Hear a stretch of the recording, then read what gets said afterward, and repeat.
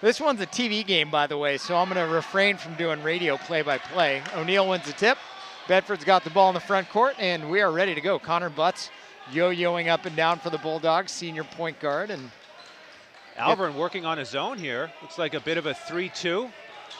Different look for the Bulldogs. The wild card in this zone is, first of all, if Connor Butts can hit a shot like that, he misses off the back iron. But the other thing is if the big guy O'Neill can make some of those deep threes, Alvirne on a fast break, the bucket, and getting underneath him is Ravenel. A foul call, the bucket counts. It's Paul Manzi getting that fast break basket. He'll go to the line and have a chance to make an and one.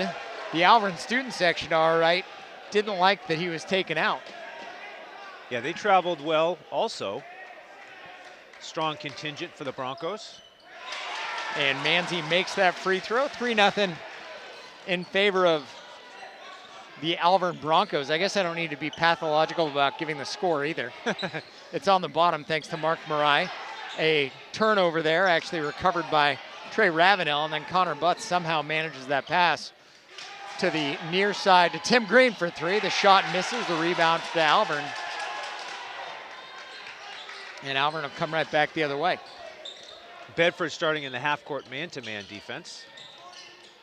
Mishak Mugariri gets it right back out to Brett McKinley. McKinley with the left hand, little floater from the lane, shot missed. O'Neill the board and back the other way to Green in the front court.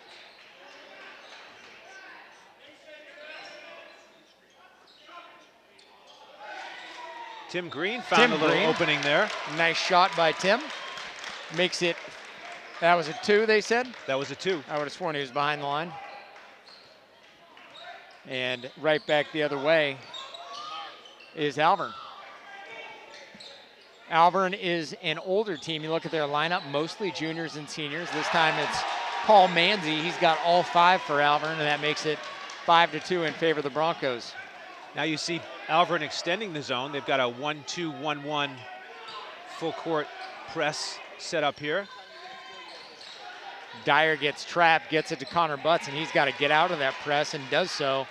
And obviously there's somebody open when there's a press like that. They just couldn't find the open man. They found him in the corner. It was Dyer, and he couldn't get that shot off. And then a turnover by Ravenel on the pass, and right back the other way is Alvirne leading at 5-2. And with all day to think about that 3, it's Jack DeWitt, nails it from the corner. And it's 8-2 Alvirne, 2 minutes and 17 seconds into this one. Well, it's a good time for a timeout from Coach Elmendorf there. Alvirne off to a hot start on both ends of the court. And bit of a different look. You know, we mentioned the full court 1-2-1-1, the half court 3-2. And so Bedford's going to have a real challenge here all night, it looks like, in terms of beating the press, beating the zone, taking care of the basketball. That's the hardest thing against a full court press in a zone, is you got to avoid those turnovers. And we talked about it with the girls team, what, a week ago? Was that only a week ago when we did that game? We talked about it at that point. They have a number of players who can bring the ball up. For Bedford, they're going to have to rely on everybody to do the same to break that press. Butts to O'Neill on the near side, now to Green in the paint. And the ball knocked away from Green. They say that it went off of Tim's leg and out of bounds. And for Bedford and Coach Mark Elmendorf, you have to be kind of wary of what's going on here. We've seen it happen on this court. You come in as the higher seed, you're sort of expecting to win. Well, that's why I like that early timeout, to settle down the troops here. And there's a nice play by Connor Butts, forcing that jump ball. Tim Green's the one that sort of started things, got his hand into the cookie jar, knocked the ball away, and even though Bedford doesn't wind up with it, they still get the ball, or Alvirne gets the ball. They get the arrow back, though, and it looks like we have an injury on the part of Alvirne. Brett McKinley now hands on his knees. That might have been in that scrum on the floor for the ball, and he'll be replaced by Charlie Thomas. Hopefully for McKinley's sake, that's just a brief issue he'll be able to recover from. Mugariri with the ball, now over to the near side to Manzi, and Manzi has scored 5 of the 8 for Alvirne, and all 5 of those that he's scored have been in the paint. Mugariri kicks it back out to Manzi, now back up top to Liam O'Neill. O'Neill battling there against Tim Green. A little floater from him is good. And it is now 10-2 Alvirne. And Bedford's got to find a way to figure this out, and quick. That was the first time Alvirne had scored off the dribble. Everything else had come with them moving without the ball. So I'm still not concerned on a defensive end if Bedford can just pick up their focus. Nice pass from O'Neill down to Ravenel in the paint, back out to Green. He's got the only 2 for Bedford, almost halfway through quarter number 1. Now a 3 from O'Neill from the far side, no good. And that a very long possession for what is a lower percentage shot, that 3 from the corner. And the student section's gonna need some cough drops. That one, Mugariri drives, misses the shot, is fouled, will go to the line and shoot 2, and McKinley will come right back into the game. The foul there called on Jordan Dyer. As Mugariri hits the first free throw there, I'm reminded of this regular season matchup. And the thing I remember about Alvirne is that they were pretty balanced. You mentioned their seniority, and they can hurt you from a lot of different angles. Very solid team across the board. Second one missed. Bedford gets the rebound back into the front court. Green with it. Now to O'Neill on the near side. Finds Trey Ravenel, and Ravenel getting bodied a little bit, but we talk about this one all the time too. I felt like they forgot that he was left-handed again. Yeah, they did. Gave the shoulder fake with the right and then went up and under with the left. That's a beautiful thing. A good way to beat the zone is to get that ball inside. Nice tip, Manzi with that one. That gives him 7 on the game, and the trick to figuring out Alvirne is going to be to shut down Manzi, and it's also going to be to limit those second chances. Yeah, someone's got to keep a body on Manzi. He scored all of his points by moving without the ball. That's a good weapon too when you can get 3 for 2. Justin O'Neill knocking one down. Bedford down by 6, 13-7. 3:15 left here in quarter number 1. This will be a big matchup too here. Butts against McKinley. McKinley has a bit of a size advantage. You read my mind. Gets it down low to Manzi again, guarded there by Ravenel. Ravenel doing a nice job on D, but Manzi able to body him under. He's got 9 now, does Manzi. He came to play tonight. He really did. There are a number of size advantages for this Alvirne team, as O'Neill is fouled as he receives a pass just inside the 3-point line. It looked like Brett McKinley got him. Well, what we've seen now in the last couple of possessions is Bedford trying to get it to the middle of the floor. And that's another great way to beat the zone. So let's see if they can keep that up. Dyer dribbles into the paint. Little floater from Jordan Dyer is good. Makes it 15-9 in favor of Alvirne. There are certainly some size advantages. Butts smaller than McKinley. Manzi a bit brawnier than Ravenel. A 3 from the near side from DeWitt. Off the back iron, missed. Dyer the rebound. Now back the other way. Dyer from the free throw line. A J misses the rebound to Ravenel. Over the back it might have been, and saved underneath by DeWitt. And Alvirne can't come up with the ball. It'll be Bulldog ball underneath. Down 6, 2:15 left here in the first. Big stretch here, these final 2 minutes of the first quarter. You see if Bedford can keep this close and maybe even tie it up before the end of the first quarter. Great job with the ball movement. Now to Dyer up top. The ball lost by Dyer, but it looked like it was knocked away by Alvirne, and indeed the case. Now O'Neill, a 3 from the near side is short. A rebound DeWitt. And Alvirne back the other way. It's funny too, we had that girls game that we did a week ago that was substitutions like a hockey game. The only sub we've seen in 6 minutes and a quarter is due to injury. Right.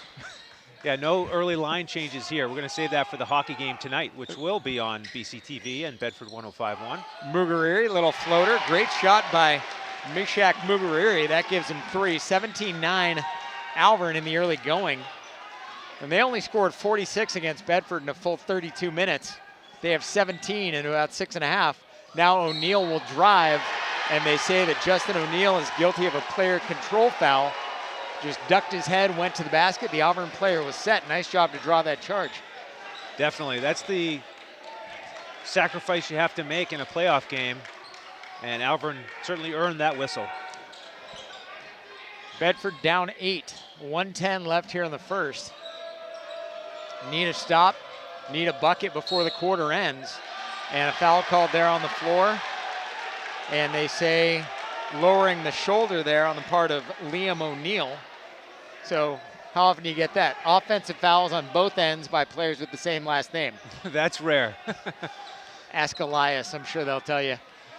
Bedford trying to break this press. Now Dyer with it on the near side, back to O'Neill. Just trying to find somebody open. It's Butts from the far side. His three is good. Big one from Connor. And that makes it 17-12, and now you really need a stop and a bucket. This one's manageable, as lopsided as it's felt. And now all 5 starters have scored for Bedford. Ravenel doing a nice job on D, keeping Manzi out. Manzi's out by the three-point line now. Under half a minute left here in the first. Ball down low. Tim Green guarding Liam O'Neill. Nice job by Tim.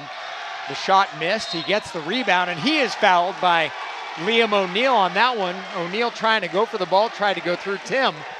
O'Neill has 2, and to the subs they go. Brendan Graham into the game, replacing O'Neill.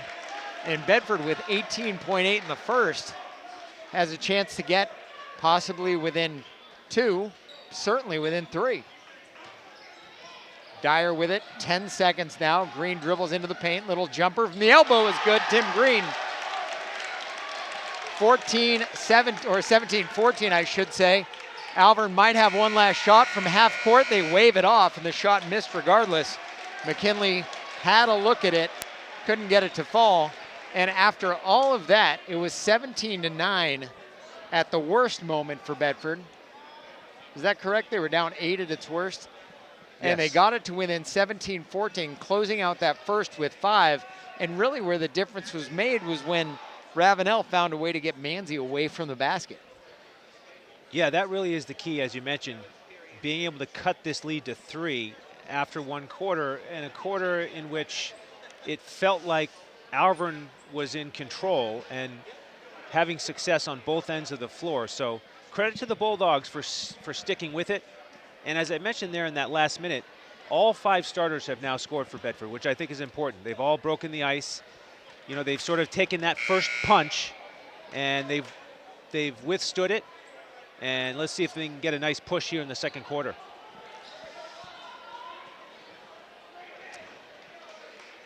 An impressive comeback, as it were. A couple big shots there late. It was Connor Butts with one, Tim Green with that floater from the elbow. And now Bedford will start the second one with the ball and a chance to tie the ball game after 8 minutes. JT DeLacy into the game for the first time, replacing Tim Green. Ball to DeLacy at the free throw line. Back out now to Connor. Connor into a field of trees and kicks it back out. Nice job by DeLacy, kind of working as a tight end, moving the ball around. Dyer has a 3, misses. And the rebound to Manzi, and back we come the other way. Alvirne trying to kind of stop the bleeding a little bit. For Alvirne, they're starting 5 into the game with the exception of Liam O'Neill. And they're just kind of popcorning the ball around a bit. Manzi with it, back out to Mugariri. Shot missed. Nice job on the rebound by DeLacy, and Bedford back the other way on the break. Dyer down low to Ravenel. Trey kind of begging for a foul on that one. Not really doing so with anything physical or verbal, but he's getting hammered down there. Yeah, looked to be a bit of contact there. Trey may have had some more success if he'd gone right up with the right hand, but tried to get it up with the left. Nice job on the D there by Bedford. Looked like it went off of O'Neill. Tim Green will come back into the game, and he'll spell Jordan Dyer, so the Bulldogs will go a little bit bigger here. And looks like they're going to go with the 2-3 zone.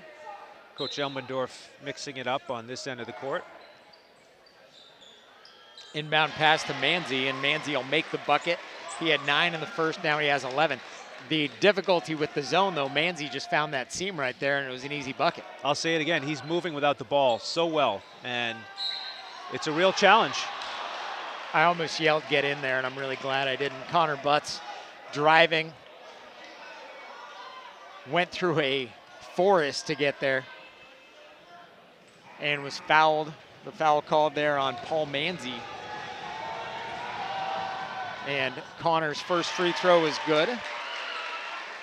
Well, that's an area that Bedford can try and exploit, is try to attack Manzi in the paint, try and get him to have his second. And we've seen Ravenel matched up against him in the post, so I would feed it to him again. Connor doing a nice job knocking down both free throws. 19-16, the home team trailing the Bedford Bulldogs, trailing the Alvirne Broncos in this first round playoff game. Bedford doing a great job on D, and Elmendorf doing a nice job with the substitutions to keep guys fresh and finding a seam right there, moving well without the ball. To your point, Brett McKinley this time gets a bucket, 21-16 in favor of Alvirne. Bedford will settle things down a bit on offense. Yeah, this can be frustrating offensively when you deal with the zone for the whole game. You just can't ever get into your rhythm and run the plays you're used to running. Big three from Justin O'Neill from the corner, and that thing all made possible by the beautiful pass from Trey Ravenel. Well, that's what they're going to need, patience and passing, and that's how you can beat the zone. Ravenel was double teamed, and I still don't know how he saw him, and a travel will be called there on Brent McGraham. I was looking down at my score sheet, even I saw that one, and a timeout called there by Alvirne. Their lead, which was once 8, has dwindled to 2. And so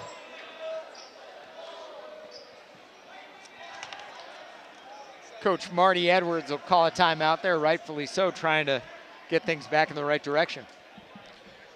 Yeah, this is shaping up to be a really fun game. Alvirne got off to the hot start. Bedford withstood the challenge. Two contrasting styles, with Alvirne going with the full court press and the half court zone.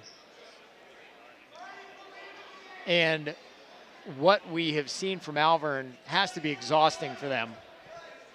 And so if you're playing that full court press, you really have to hope that you can get enough momentum in the early going that the adrenaline sort of takes over and can sustain you. And if it doesn't, all of a sudden now you're in a little bit of trouble. But we have, for Alvirne, guys who have been out there for basically the entire game, with the exception of one who's in foul trouble. That's tough to sustain. Yeah, they're expending a lot of energy, and they're also making almost every shot they take. So Bedford's got to remain optimistic that if they can keep defending hard, hopefully Alvirne will start missing some of these shots. Pass over to Connor Butts, had a 3, turned it down. Earlier in the possession, we saw Trey Ravenel from the corner, or shouting down low for the ball. And Ravenel, a nice pass yet again to DeLacy, and DeLacy is absolutely hammered going up. JT will shoot 2, and the foul called, I didn't see, that's number 3, it's on McKinley, that's his second. Nice aggressive move there by DeLacy to go up strong and draw that foul. And that would be the other hope too. You mentioned it earlier as it pertained to Manzi, but if you are Bedford and you can draw fouls on these starting 5 for Alvirne, now all of a sudden you're to the bench. We don't know how deep that is. DeLacy makes the second. The Bulldogs have tied the game 21 apiece.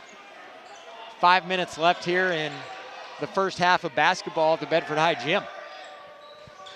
Yeah, and Alvirne has 5 team fouls now, so 2 more, and Bedford will go to the line for the rest of the half. Pass to the corner to McKinley. His 3 is good. A big one out of the hands of Brett McKinley. That gives him 5. And Alvirne leads it 24-21. Alvirne also has 5 players who have scored now. Bedford has 6 after those DeLacy free throws. Tim Green with it way outside. Bedford just trying to find somebody open. Now it's to DeLacy up top, back to Connor Butts. Pass was awry, did a nice job hanging on. Do you think DeLacy actually wanted to shoot that 3, or was it just a fake? I think it was just a fake. Connor Butts drives the lane, takes a little jumper from the paint, and that one is good. Connor Butts showing a little bit of bravery there, going in amongst the big men. And now Connor has 7, and the Bulldogs are back within 1, 24-23. I'd like to see him continue to penetrate like that, and if the defense comes, he can dish it off to Ravenel.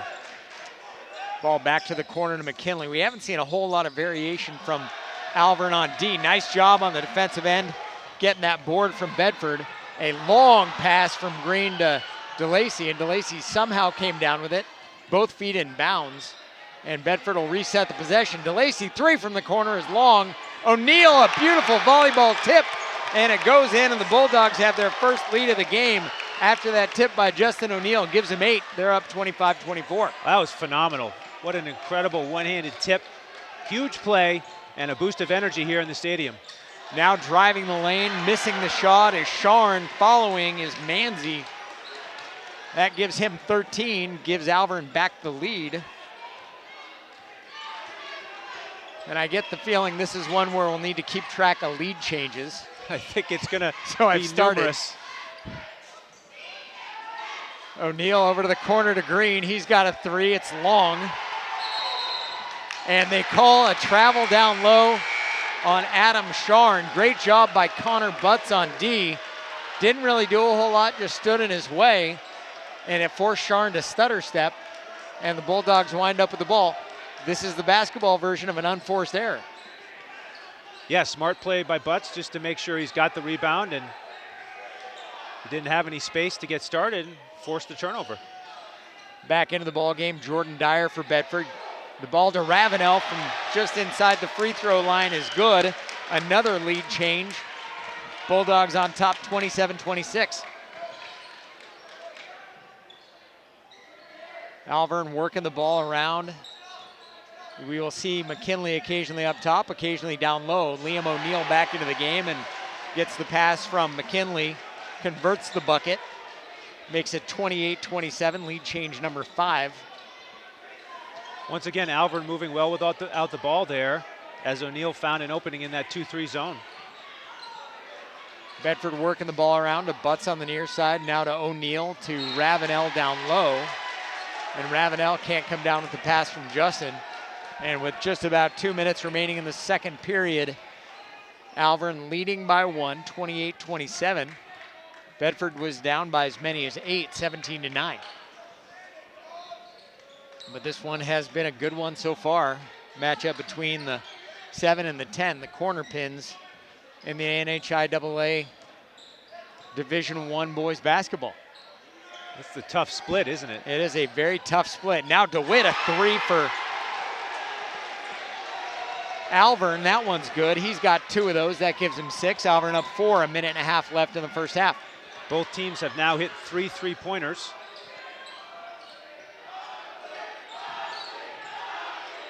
Bulldogs get it over to O'Neal on the near side, and Justin O'Neal's 3 is good, and he is red hot from three-point land. They just got to find him open. He's got 11, and the game back within 1, 31-30.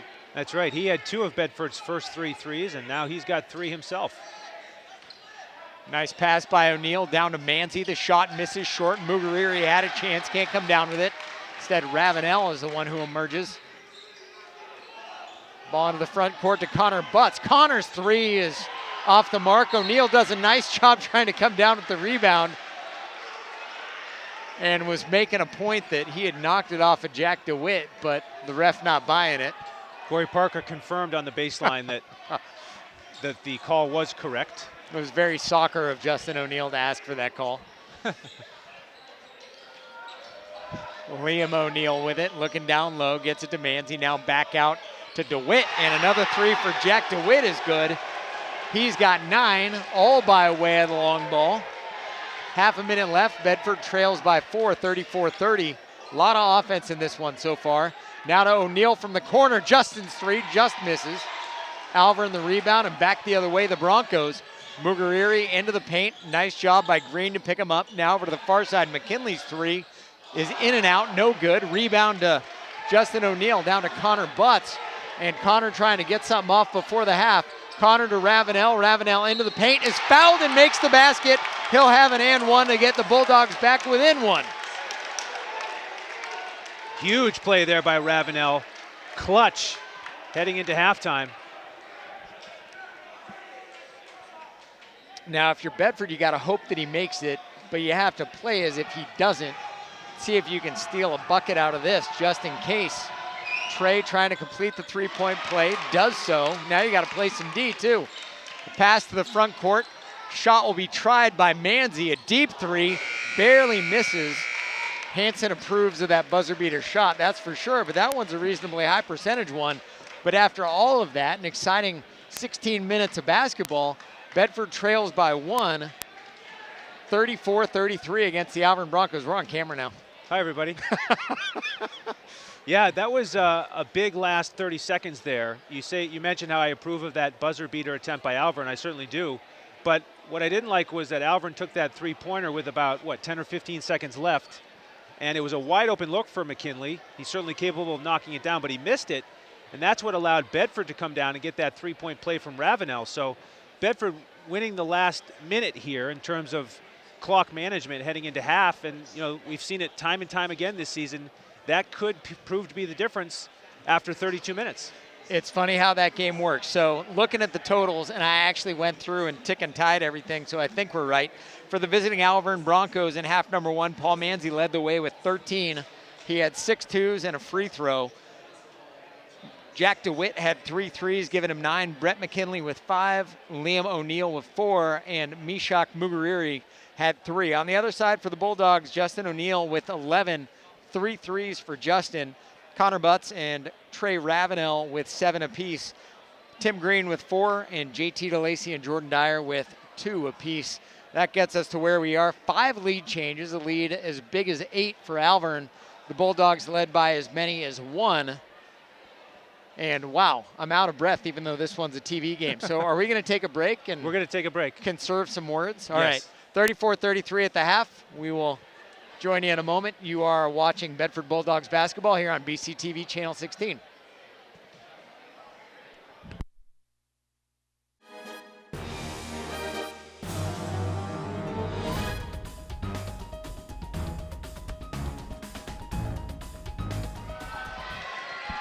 Welcome back to the Bedford High Gym. Lauren Fox, Andrew Hansen. Bulldogs of Bedford are leading the Broncos of Alvirne, or check that, are trailing by 1. 34-33 as we cruise into the second half. Thanks for watching on BCTV Channel 16. We had 5 lead changes in the first half. Alvirne drives, shot missed. O'Neill gets the rebound. That's Justin O'Neill for the Bulldogs into the front court. And this one is a TV-only game, so I don't need to describe everything as it happens. That's why you have eyes. That's right. And you can see the student section on the far side. Lauren, you noticed at halftime, the entire Alvirne student section moved from one side of the gym to the other and from one end of the court to the other. It is an bold strategy, Cotton. Let's see if it pays off. You said it. I've never seen it. But then again, usually for playoff games, the place is a bit more full. You can't just go and take a whole new section with here, 100 people. Get out of our way. Paul Manzi, a bucket here that adds to his total. He had 13 in the first. Now he's got 15, and Alvirne on top by 3. And that really is going to be the puzzle for Bedford. Manzi has just 1 foul, so they need to find a way to keep him out of the paint. All of his buckets have been down low. He has been a real handful, as has this zone, but there's a wide open shot. Getting that rebound is Dyer. Looked like he might have been fouled on the way up, and the second time he goes up, probably fouled again. And will go to the line and shoot 2. This foul called on Meshach Mugariri. That is number 1 on him. Nice to see Bedford move well without the ball there. That was a hustle play, heads-up play by Jordan Dyer to get that offensive rebound. Dyer's first one misses. That is in a bit of actually there's been 1 free throw missed by either team in the first half. Bedford had been perfect to that point. The second one is good. So Dyer gets the Bulldogs back within 2, 36-34. About 6:20 left in quarter number 3. We saw Bedford play some half-court zone in the first half. Now they're back to man-to-man. They were hassling McKinley further out. Looked like he might have gotten away with a carry. And for Bedford, unfortunately, that possession leads to a 3 by Meshach Mugariri. Makes it 39-34. Alvirne with their biggest lead since it was 17-12. And for the Bulldogs, you got to avoid that slow start here in the second half. Yeah, and the hot shooting from Alvirne continues. They've hit 5 3-pointers now. Ball moved down low to Trey Ravenel. Passes back out. Now Bulldogs look to sort of reset things. Justin O'Neill loses the ball, and Mugariri comes up with it. Back the other way, Alvirne. I believe that's O'Neill's first turnover. He's done a good job handling the ball, taking good shots. He's the only Bedford Bulldog in double figures so far with 11. Mugariri, little jumper from the far elbow is good. He's gotten hot. He's got 5 here in the second. And Alvirne, another turnover. Don't know who we assigned that one to, not that it matters. But Alvirne is up 7. Their biggest lead of the game was 8. Yeah, unfortunate miscommunication there. We'll see if Bedford can pick it up on defense. And it looked like we had a moving screen called on that one. I know what those are like. Liam O'Neill now with 3 fouls on him. If you're gonna commit the moving screen foul, you can't finish after the fact. You just have to screen and move. Okay, so that's how you get past the whistle. I say it with youth basketball officials sitting right in front of us. Another turnover. O'Neill winds up losing it. Back the other way is Alvirne. It's DeWitt getting it to the baseline, and now quickly Alvirne decides to settle things down. Manzi swing pass over to the far side to McKinley, and McKinley will drive into the paint. The shot missed. Nice job on the rebound by Tim Green, fighting for it, and now the Bulldogs back on the fast break to O'Neill down in the corner. The 3, no good. O'Neill missed it. Green tried to get the rebound and couldn't. The Bulldogs have 1 point here in the third, and a timeout called there by Marty Edwards, Well, the coach of Alvirne, and that one is surprising. He's the one with hand. He had momentum. Yeah, I'm raising my eyebrows on that one. That one it reminds me of that timeout that Coach Nurse called for the Raptors in the playoffs last year in the finals. And it was the same situation. Your team has all the momentum. I'm curious how this is going to play out. So it worked out for Nick Nurse. The Raptors won. It did, and there's 2 ways to look at it. It's, as you said, they've got the momentum. Don't stop it. But at the same time, they're up 7, and this is an opportunity for them to try to push the lead to 10. So we'll see how it plays out. It is interesting, too. It also gives Coach Mark Elmendorf the opportunity to set up his defense a little bit, figure out what he was doing. Bedford still has 4 timeouts, so as things have gone here in the second half of play, the Bulldogs have been outscored 7-1. Gives Elmendorf a chance to reset things both on offense and defense. Yeah, I'm sure he welcomed that opportunity. And see if Bedford can snap out of this early third quarter funk. It has lasted for about half of the third quarter. O'Neill playing D on the outside. Ravenel, a great block, and now O'Neill will lead the charge for Bedford. Drives into the paint, misses the shot. Back the other way is Alvirne. A man is down below with an open shot. It's Jack DeWitt. And Witt didn't go back on D, and that really paid off for Alvirne, which now has its biggest lead of the game, 43-34. The cherry picking was worth 2 points there. Love the hustle by Ravenel to try to get back and block it, but he just had too much distance to recover on. Little J there from Justin O'Neill, no good. Didn't follow the shot. If he had, he might have had a shot at it. And now back the other way is Alvirne, trying to get this lead to double digits. Ball knocked away there by Jordan Dyer. So now you have Butts, O'Neill, Green, all sort of playing for their playoff lives. Shot missed by Alvirne. Nice job by Green to steal the ball away. The Bulldogs trail by 9 and desperately need a bucket here. They've been outscored 9-1 here in the third quarter. In the first 5 minutes of it, and a turnover by the Bulldogs. And Connor Butts chasing that ball back across the timeline, but unfortunately couldn't do anything about the over and back. I like the heads-up play there. He almost drew a foul there, but didn't get the whistle, so now they'll just have to do it the old-fashioned way on defense. Mugariri just inside the three-point line. He's gotten red hot here in the third. He's got 7 in the third, 10 overall, and it's 45-34 in favor of Alvirne. Huge possession here for Bedford. They've got to stem this tide and get a bucket. Dyer with it. His shot is blocked by Mugariri. Ball kicked out to Butts after that block. Nice job by O'Neal keeping it alive for Bedford there. And Mark Elmendorf wisely calls a timeout there. Alvirne was up 7, took the timeout, and since then has scored 4 more. And that's gotten us to where we are right now, 45-34 in favor of Alvirne. The Bulldogs saw their last lead, I believe it was 28-27.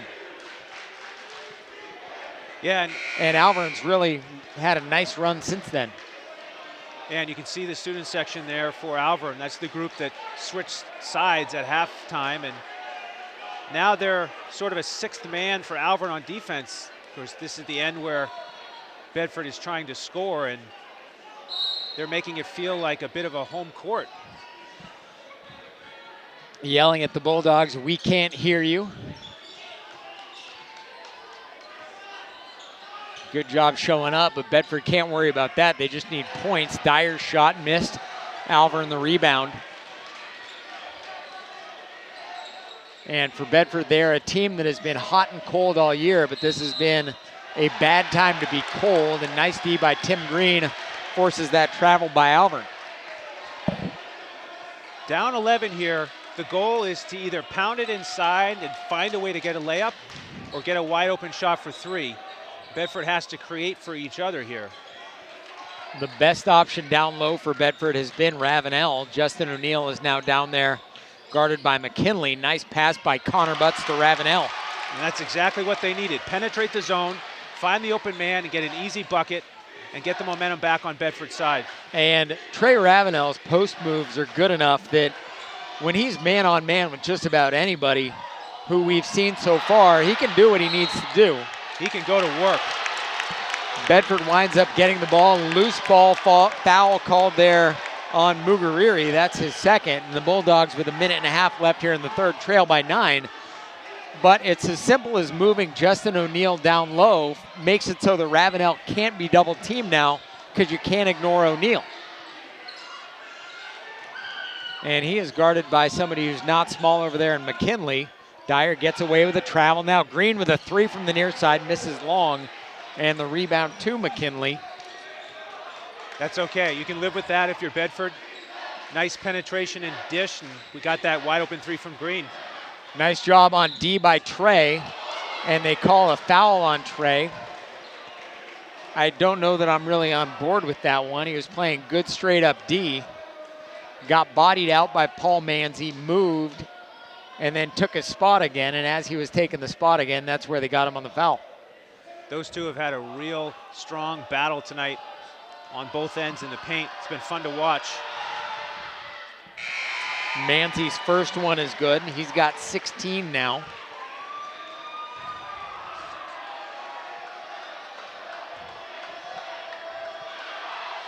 And the second one from Manzi also good. Alvirne on the game is 4 of 5 from the charity stripe, leading again by 11, their biggest.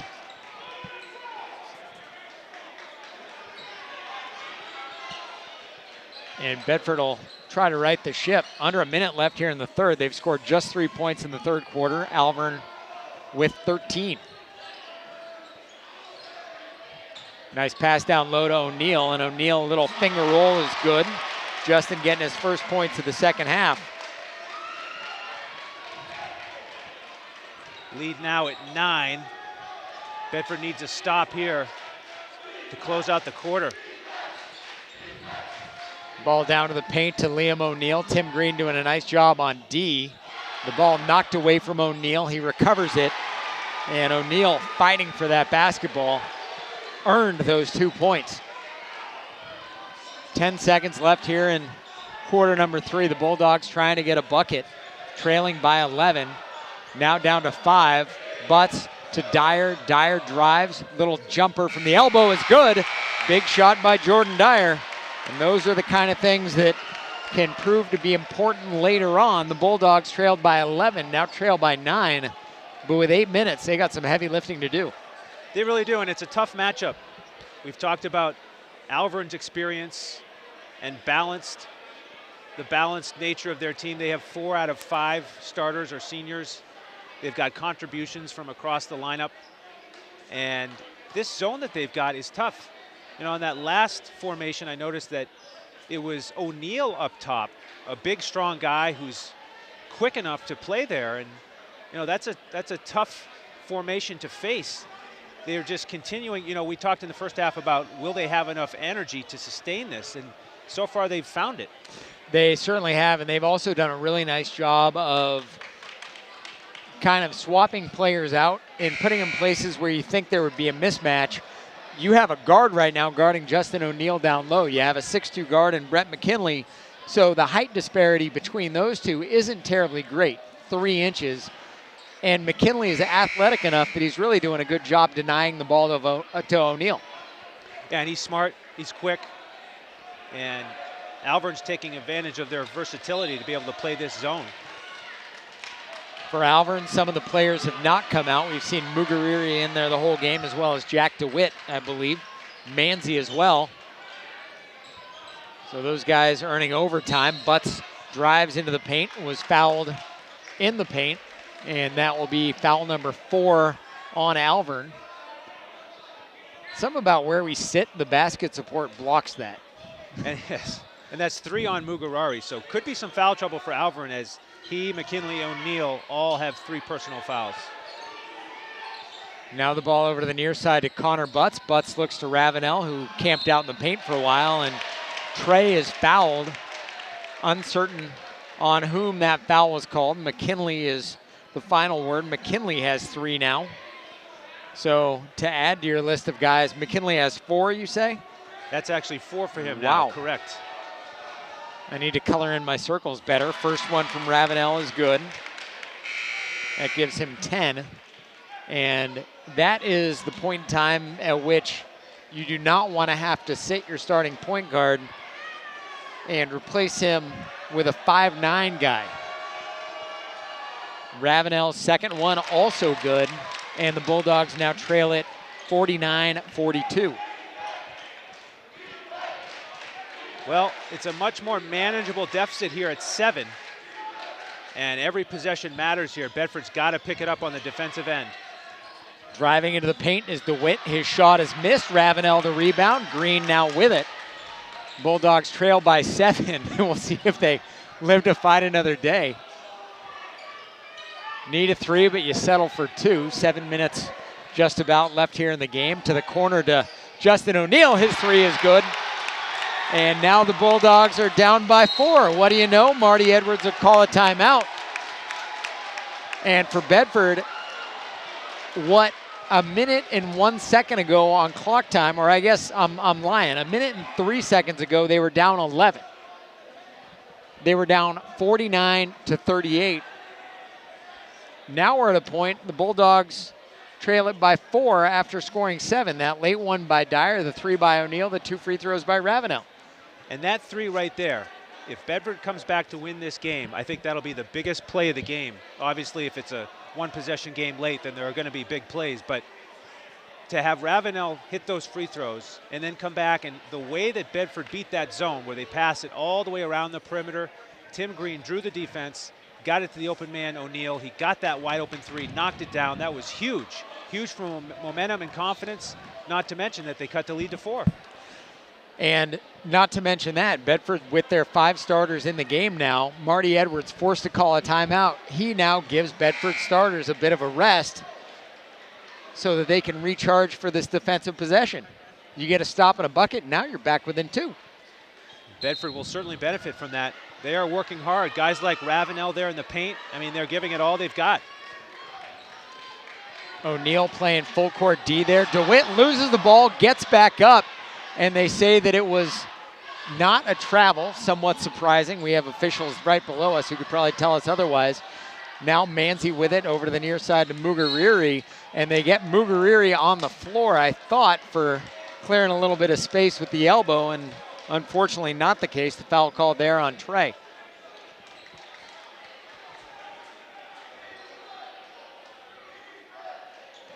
Inbound pass off of O'Neal. Mugariri takes his own inbound. And now Sharn with it, replacing McKinley. And eventually Alvirne's going to need to gamble and get McKinley back in the game. Yeah, he means a lot to them on both ends. Struggling to get really anything going on offense is Alvirne. They lose the ball. Mugariri comes up with it, and a foul called on what some might say was a block shot by Ravenel. That gives him 4, and we'll see if Mark Elmendorf leaves him out there. Would you? I would. I would too. Season's on the line. Leave him. First one from Mugariri is good. Got to put faith in your senior there. That's the thing, too. He's a senior. I leave him out there. Let him control his own destiny. Mugariri makes the second one. Alvirne up 6, 51-45. Butts will drive into the lane. Now will kick the ball out to Green. And the Bulldogs will reset things on offense. Green directing traffic, gets it over to Dyer. Now down low to Ravenel. And they're just trying to swing it around, find an open man. Connor Butts drives into the paint, misses. Mugariri gets the rebound. Butts fouls him. If Connor was in any kind of foul trouble, you might say that one's a silly foul, but really all he's trying to do there is dislodge a ball. Or create the jump ball. I thought it was a good effort at that.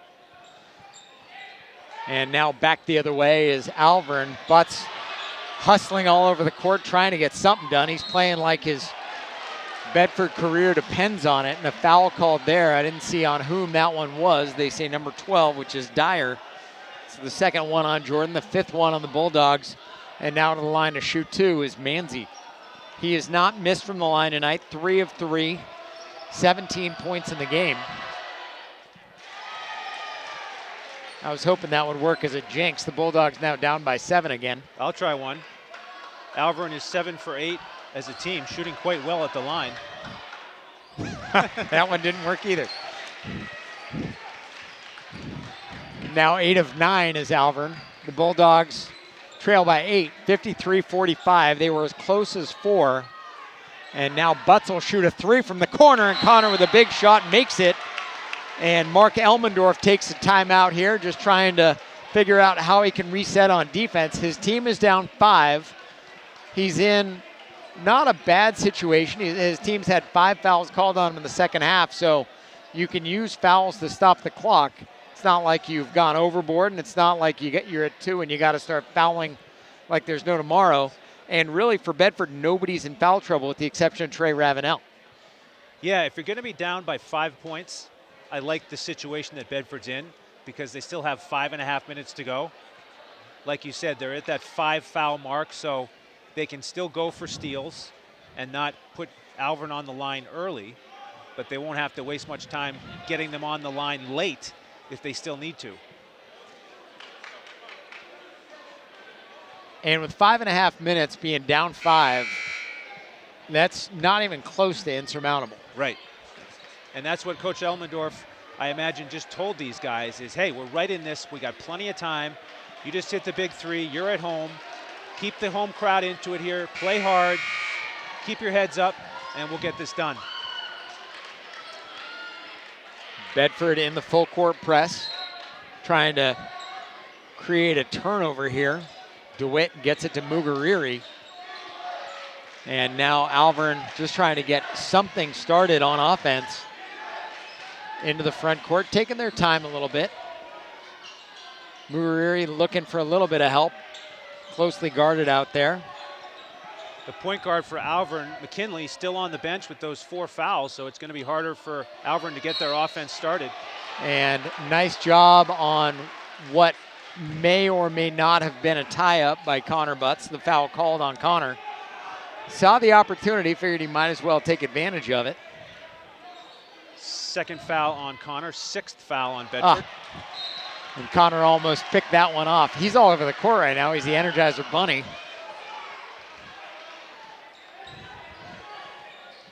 Bulldogs trail by 5 here in the 4th.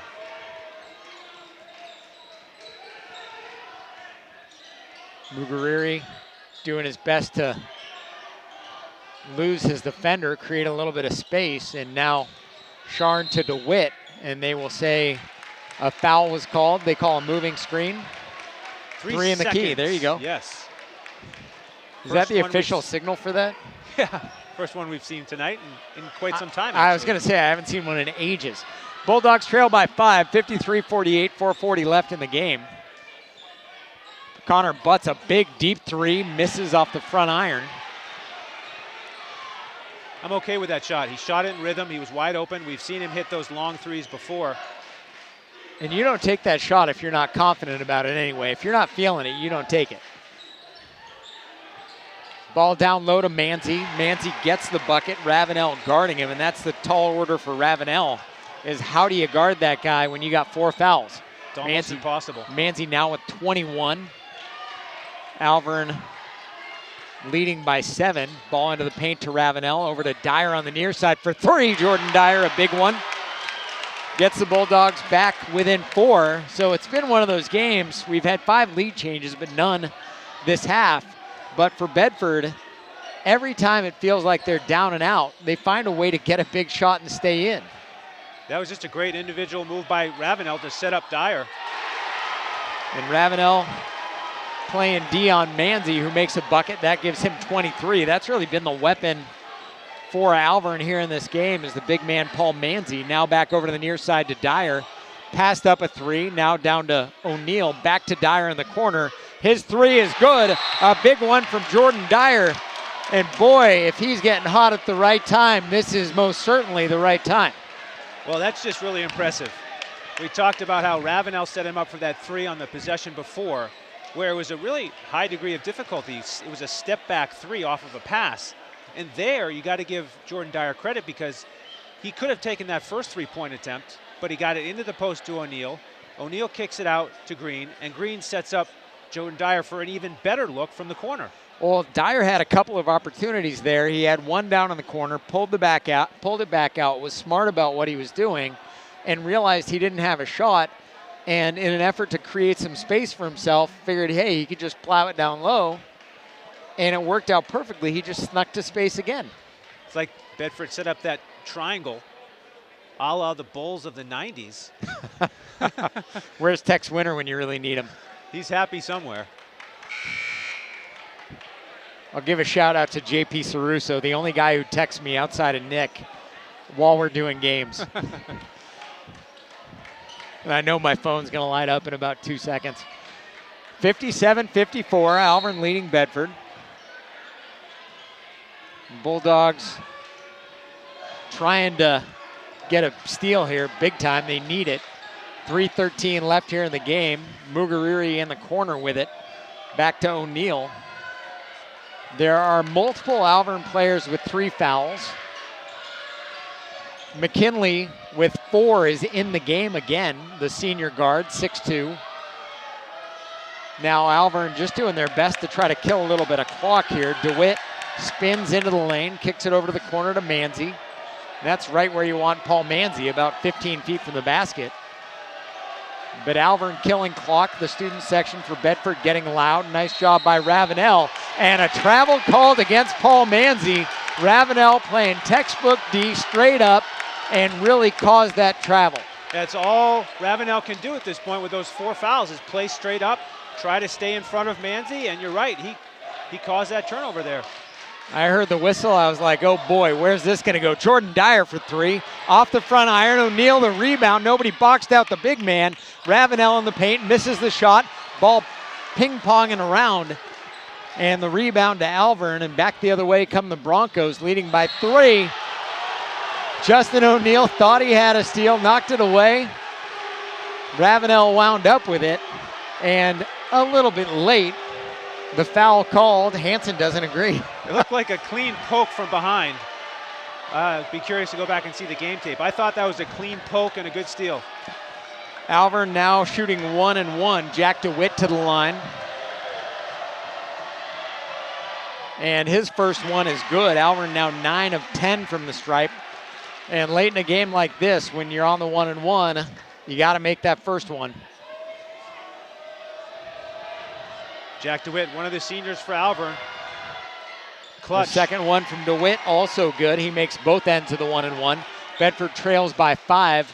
2:10 left here in the game. Trying to figure out what they can do on offense. Over to Butts on the far side. Looks back up top to Dyer, now to Ravenel. Ravenel dribbling with the left hand, spin move, whirling dervish, and is fouled on the floor. And for Alvirne, that is foul number 7. Ravenel will go to the line and shoot 1-1, and the foul called on Paul Manzi, that is his second. Looks like they quickly updated the foul total, so now it is actually 6. Bedford will take it out under the basket. Bulldogs trail by 5.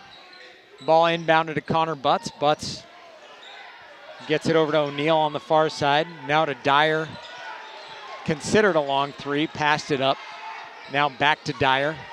Dyer to Butts in the corner. Connor's 3 is good. Connor Butts, a huge 3 for Bedford. He has 13 now, and the Bulldogs are within 2, and they will not go away. They're like a troublesome fly. It's like a broken record here. Bedford hits a 3, calls timeout, and each time it seems like they're 1 point closer. Now it's a 2-point game, 1:40 to go. Now they just need 1 stop, and they can potentially get that 1 lead change that they've been looking for in the second half. I keep looking over at Butts' dad after this happened. He made that shot, and I look, and Jeff's head is down. It's like... Meanwhile, his son was giving the signal to the Alvirne student section. I didn't see that part. All I know is that somebody's going to have to chip in and buy some Prevacid for Jeff Butts for all the heartburn he's got as we're watching this ball game. 59-57, 140 left in the game. Alvirne led by as many as 11. And this could be, all right, you drew back to the biggest play. That was 6:59 when O'Neal hit that 3 that got Bedford back within 4. Butts makes 1, gets Bedford back within 2. And now you start to feel the pressure mount for Alvirne here on the road, clinging to this 2-point lead. And if you can somehow bait McKinley into a 5th foul, that's your dream situation right there. Alvirne breaks the press. They're going to try to kill a little bit of clock. Mugariri might have been able to drive, but instead drew it back out. Butts trying to draw that foul on McKinley, trying to get a charge out of him. Ball to O'Neal, now to Manzi down low. Manzi beats Ravenel off the dribble, gets the bucket. For Manzi, 25 now on the game. Bedford with it into the front court, trailing by 4. Pass down low to Trey Ravenel. A turnover, steal there by McKinley, showing that width. And back the other way is Alvirne, and Justin O'Neal commits a foul to stop the clock and send Jack DeWitt to the line to shoot 2. O'Neal, for O'Neal, that's his 3rd foul of the game. Coach Elmendorf calling for that foul, wanting to send Alvirne to the line here and extend this ball game. Misses the front end of the 1-and-1, does DeWitt, and Bedford back into the front court, trailing by 4. O'Neal to the corner to Dyer. Dyer with it now to Tim Green. Green's 3, just long. Connor Butts comes down with the rebound. You don't need a 3 if you're Bedford. And the ball knocked away there by Jack DeWitt, and it will be Bedford ball. 45 seconds left here in the game. You just need a bucket, a foul, and a miss. And Alvirne's really collapsing on the ball. I'd like to see them try to pass around the defense to get to the backside. Tim Green for 3 off the front iron. Long rebound to Manzi. And Connor Butts will foul Manzi. And they say a jump ball on that one. And it will be Alvirne ball, so your Bedford at least gets the arrow back out of that one. But they will need to foul here. 33.5 left. Alvirne inbounds to Mugariri, and he is fouled there. The foul called on Justin O'Neal. That is his 4th. Mugariri going to the line for that 1-and-1. Alvirne has missed only 2 free throws in the game. They lead here 61-57. Mugariri has missed 1 of those. He's 3 for 4 tonight. First one from Mugariri. Rattles around, is good.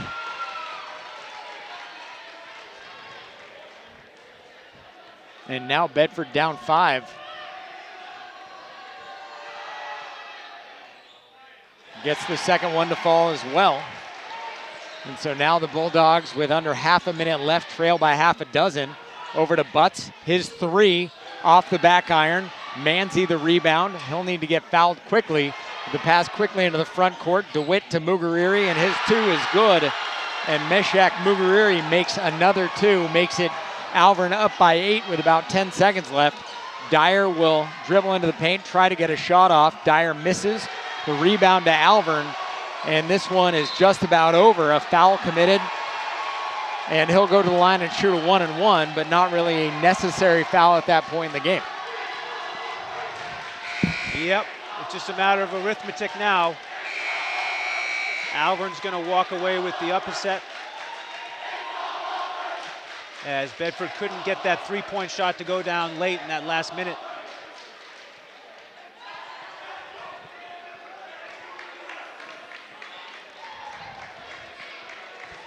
Foul called there on Justin O'Neill, and he will head to the bench, get some handshakes from players on the Alvirne team. And all these guys, as we've talked about, know each other quite well from years of playing high school ball, years of battling against each other on various travel teams, as Danny Kaliza comes into the game. And nice gesture from the Alvirne players coming over to O'Neill to shake his hand on the way out.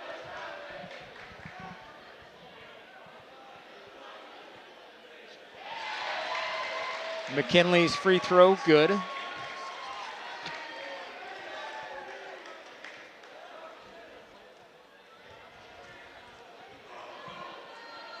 Bedford had it within 61-57. And the second one from McKinley, also good. Makes it 67-57. And inbounds, and that will do it. Alvirne comes in, gets a big win as a 10 seed over the 7-seeded Bedford Bulldogs. The final here, 67-57. And for the Bulldogs in this one, a game that they had a chance to win on a number of occasions, kept battling back, got as close as 59-57, and Alvirne ran off those 8 points to end things in this one, and that got us to where we are. Yeah, you got to love the fight from the Bulldogs. They certainly fought hard all the way through that fourth quarter, did everything they could, making three-pointers, calling timeouts, trying to extend the game. But Alvirne was just too solid all night long. They had a terrific field goal percentage. They got a lot of good looks inside. Manzi was just terrific. He scored 25. Bedford didn't have an answer for him. He moved so well without the ball. And Alvirne, like Bedford, is a senior-laden team, and they really took advantage of that experience tonight. They really did. Alvirne getting a lot of points from those seniors, as you mentioned earlier. Paul Manzi led the way. He had 25. Manzi, a senior, will move on to the next round of the playoffs. Meshach Mugariri, also a senior. He had 16. Jack DeWitt, the senior forward, with 13. Liam O'Neill, who is a junior, I guess, unique among that group. O'Neill had 6, and Brett McKinley, the senior guard, had 7 for the Alvirne Broncos. On the other side for Bedford, leading the way, Justin O'Neill had that big 3 that got the Bulldogs within 4 with just under 7 minutes left in the game. And then Trey Ravenel, Jordan Dyer with 11, Connor Butts with a big 13, including a 3 that got the Bulldogs within 2 with 1:40 left. And then also for Bedford, Tim Green and JT DeLacy contributing 4 and 2 respectively. So for the Bulldogs, a season that was truly up and down, and a lot of games that were up and down, and this one was kind of a microcosm of the whole season. Yeah, it was. Bedford played a lot of close games. Came in 11-7, as we mentioned, 7-2 at home. So they had a little bit more success at home winning some of those close games, but just couldn't quite get it done tonight. So a tough one for the Bedford Bulldogs. Their seniors go out with a loss, unfortunately, which I guess everybody's seniors go out with a loss if you make the playoffs unless you win the whole thing. So we did want to take a moment, though, congratulate those seniors for all the hard work that they've put in over the years. Truly a great group. We've enjoyed watching them play. Connor Butts, Tim Green, Jordan Dyer, Justin O'Neill, and Trey Ravenel, names that really filled up the scoring column for Bedford. And there's going to be a lot of heavy lifting to be done by the remainder of that roster next year, as well as some of the kids that will come up from the JV to varsity as the team continues to progress. So our thanks in this broadcast to Mark Marai, who ran the scoreboard for us, as well as George Cox running video, my broadcast partner Andrew Hansen, and me, Lauren Fox.